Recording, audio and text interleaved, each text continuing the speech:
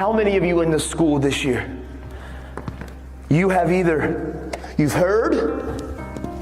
you've seen, but somebody in this school, not you, but you have seen or heard a classmate talking about or entertaining the idea, and I need you to be honest. How many of you in this school this year, you have heard one of your classmates talking about or pondering the idea of maybe committing suicide and ending your life? Raise your hand. Hold those hands high. Hold them high. Because every one of those hands right now represents a heartbeat in this school. Every one of your hands represents a young man and a young lady in here that has been contemplating maybe giving up's an option.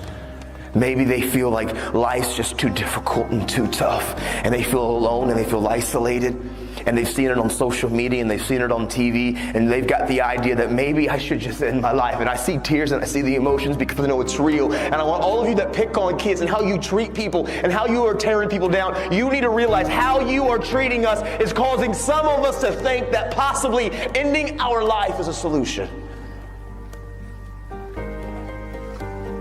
Your words hurt us. And you know what the truth is? A lot of you wear masks and you treat people a certain way. But the truth is you hide behind your mask because you probably have battled suicidal thoughts yourself. And so you mask it and you act like your skin's thick. But really on the inside, there's times you feel alone and feel abandoned. And I hear the tears, man. All of you listen to me, young men and young lady that's in this school right now.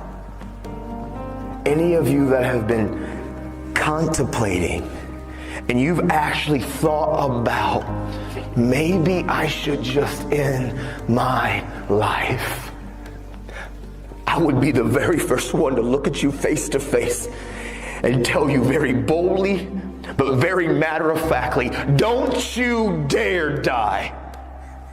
Don't you dare believe the lie that ending your life, don't you dare believe the lie that ending your life is any answer or any solution, because inside of every single one of you that have been contemplating, maybe I'm alone and I'm isolated and nobody cares about me and I feel alone, is a lie. You are not alone. You are not by yourself. There are people and friends and family and teachers, people here that believe about you. And if you end your life, and I know this is painful and it's wrong, the emotion is here, but these are real issues that you and I and we are struggling with, and you need to understand, every one of you that have been contemplating and even embracing or entertaining the idea, you need to know inside of every one of you is something so special and so great. And if you rob yourself of what you were destined to be, if you, and listen, you know why I talk about suicide? I talk about suicide not because I read books about it, because I wanted to talk about it. I didn't want to get educated about suicide, so I wanted to learn about it. I talk about it because I know when those kids used how they treated me and the words they used to say to me. I know what it was like when I was living with my sister and she went to work and I climbed up into the garage when she was gone and I climbed that ladder and I grabbed that rope. I know what it's like to be on the brink.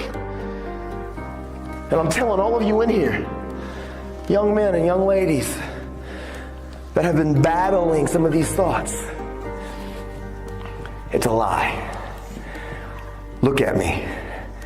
And I can spot out many of you that I know that these have been thoughts that you've battled with this year. They're lies. Don't you dare rob you of what you're born to be. Listen, you're not alone. There are many of us that battle these same thoughts, these same pains, these same struggles.